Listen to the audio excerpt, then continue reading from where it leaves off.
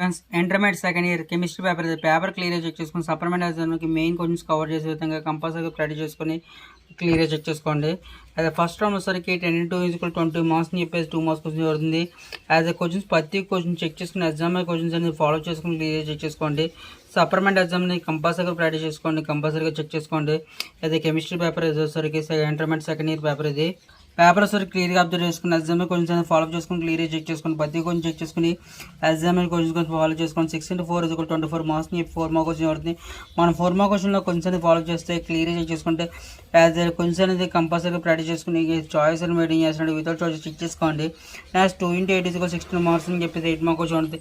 మన 8 మార్క్ క్వశ్చన్లో క్లియర్గా అబ్జర్వ్ చేస్తే ఎగ్జామ్ కొంచెం అనేది యాజ్ క్వశ్చన్ అనేది కంపల్సరీగా చెక్ చేసుకుని 1-2 సార్లు చెక్ చేసుకోండి.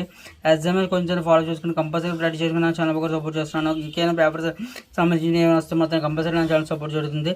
Keep watching my channel. Thank you.